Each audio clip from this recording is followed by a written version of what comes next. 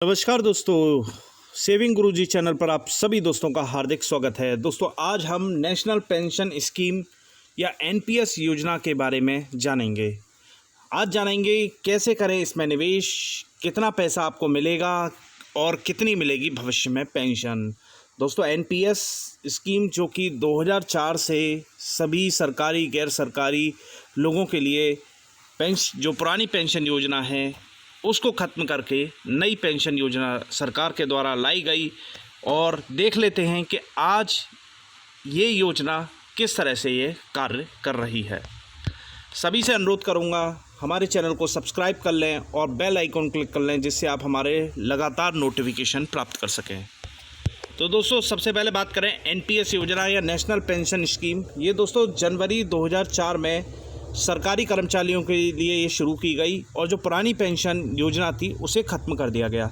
2009 में इस योजना को सभी कैटेगरी के लोगों को लिए खोल दिया गया, यानी कि कोई भी व्यक्ति जो कामकाजी जीवन के दौरान पेंशन खाते में नियमित रूप से योगदान दे सकता है, इकट्ठा हुई धनराशि को बार बार निकाल भी सकता है और रिटायरमेंट के बाद एक नियमित आय प्राप्त कर सकता है। तो दोस्तों, सभी लोगों के लिए ये योजना शुरू कर दी गई।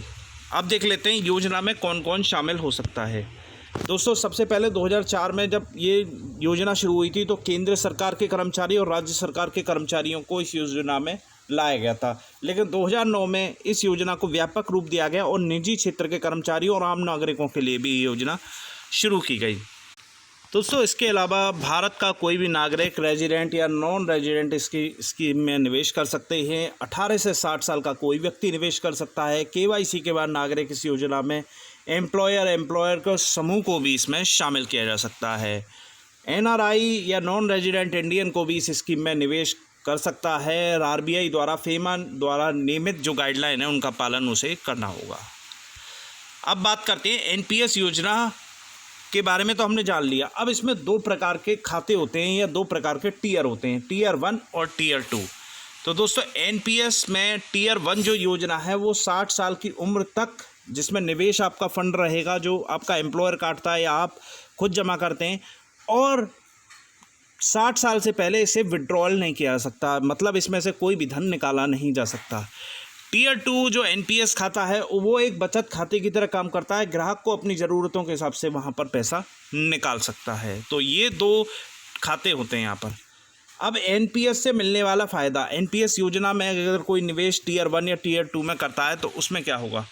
तो दोस्तों, सरकार ने एनपीएस की अंतिम निकासी भुगतान की सीमा 40% से बढ़ाकर 60% कर दी है। यानी कि कोई आदमी 1 करोड़ रुपया अगर उसका निवेश बैठता है 60 साल में, तो वहाँ से 60% वो रकम निकाल सकता है और 40% जो रकम होगी उस पर उसे एन्युटी मिलेगी। फाइनेंस मिनिस्टर ने NPS pension regulatory and development authority से अलग करने का फैसला लिया है। सरकार द्वारा अपने कर्मचारियों के खातों में 10% पहले भुगतान किया जाता था। माना कि 5,000 रुपये महीने किसी कर्मचारी के खाते में कटते हैं तो 5,000 ही पहले सरकार देती थी, ठीक है। लेकिन अब ये योगदान 14% तक कर दिया गया है। एनपीएस से मिलने वाले फ़ायदों में आप देखें तो मौजूदा प्रावधानों के अनुसार कोई भी एनपीएस ग्राहक कुल सीमा का इनकम टैक्स का 80 सीसीडी के तहत ग्रॉस इनकम का 10% टैक्स में डिडक्शन क्लेम कर सकता है। ये लिमिट 1.5 लाख तक जा सकती है एक वित्त वर्ष में। सेक्शन 80 सीसी के तहत ग्राहक 50,000 रुपये तक का अतिरिक्त डिडक्शन भी क्लेम कर सकता है। एन्युटी खरीद पर निवेश की गई राशि पूरी तरह से छूट प्राप्त होती है इसमें। अब एनपीएस का खाता हम कैसे खोलें। देखिए, एनपीएस का जो सरकारी विभाग है वो तो अपने आप ही एनपीएस में काटते हैं। जो व्यक्ति का 10% है, बेसिक का 10% है। लेकिन अगर कोई आम नागरिक खोलना चाहे तो इसमें ऑफलाइन प्रक्रिया भी है, ऑनलाइन प्रक्रिया भी है। एनपीएस में खाता खोलने के लिए, मेन्यू ऑप्शन खोलने के लिए आपको बैंक जाना होगा और वहाँ पर पॉइंट ऑफ प्रेजेंस आपको खोजना होगा। वहाँ पर एनपीएस से रिलेटेड आपको फॉर्म पर परचेज़ करना है और एक बार जब आप पेपर्स जमा कर देंगे वहाँ पर, तो आप अपना निवेश शुरू कर सकते हैं। 500 रुपये, 250 या 1,000 से कम नहीं आप प्रारंभिक निवेश कर सकते। वहाँ आपको एक प्राण संख्या दी जाएगी जिसे कहते हैं स्थायी रिटायरमेंट खाता संख्या आपको मिल जाएगी, जिसके बाद आप अपने खाते में पूरे वित्त वर्ष में 1.5 लाख तक का कितनी भी राशि निवेश कर सकते हैं। इस संख्या और पासवर्ड की मदद से आप अपने खाते को ऑनलाइन रूप से चला सकते हैं। इस प्रक्रिया में 125 रुपये का एक बार रजिस्ट्रेशन फ़ीस का भी भुगतान आपको करना होगा। कोई व्यक्ति चाहता है कि मैं ऑनलाइन इस खाते को खोलूँ, तो यदि आप अपने खाते को अपने पैन, आधार, मोबाइल नंबर से जोड़ते हैं तो एक खाता ऑनलाइन खोलना आसान होगा। यानी कि अगर आप इंटरनेट बैंकिंग वगैरह यूज़ करते हैं तो वहाँ से अपने बैंक से इस खाते को खोल सकते हैं, जहाँ पर आपको प्रान या स्थायी सेवानिवृत्ति संख्या मिल जाएगी, जिससे आप एनपीएस में लॉगिन कर सकते हैं। अब एनपीएस का हम कैलकुलेटर समझ लेते हैं कि एनपीएस योजना का अगर कोई व्यक्ति इस योजना में अपना पैसा लगाता है या निवेश करता है तो उसे किस तरह का लाभ होगा। माना कि निवेशक की औसत उम्र 30 साल है। 30 साल की उम्र में उसने निवेश करना शुरू किया और 6,000 रुपये मंथली निवेश बनाया।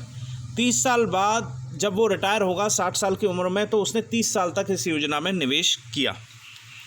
अब निवेश करने के बाद उसने 6,000 रुपये इससे महीने लगाकर 72,000 रुपये सालाना उसका फंड बैठा। 30 साल में कुल उसका 21.60 लाख रुपये योगदान रहा। निवेश अगर हम कहें कि 8% उसका रिटर्न मिलेगा तो मैच्योरिटी का अमाउंट हो गया 90 लाख रुपये, जिसमें अगर वो कहे वैसे तो 60% लगभग निकाल सकता है वो अपने रिटर्न का और 40% पे एन्युटी बनती है, लेकिन यहाँ पर उस व्यक्ति ने कहा कि मुझे 50% एन्युटी परचेज करनी है, जिस पर अनुमानित रिटर्न 6% मिला। तो अधिकतम टैक्स हटाकर विड्रॉ जो किया उसने 54 लाख रुपये, और 60 की उम्र में जब उसके पेंशन शुरू हुई तो 22,500 रुपये महीना पेंशन शुरू हुई। और इसके अलावा एक मुश्त कैश 45 लाख भी यहाँ पर उसे मिला। एनपीएस कैलकुलेटर में 50% रकम का ये हमने कैलकुलेट किया, लेकिन 40% एनपीएस में कुल एन्युटी खरीदना ये मोस्ट इम्पॉर्टेंट है। तो दोस्तों ये हुई एनपीएस योजना और किस तरह से आप अपने रिटायरमेंट को बेहतर बना सकते हैं। तो आज ही इस योजना में आप निवेश कर सकते हैं। अगले वीडियो के साथ सेविंग गुरुजी चैनल पर एक बार फिर मुलाकात करेंगे। बहुत बहुत धन्यवाद।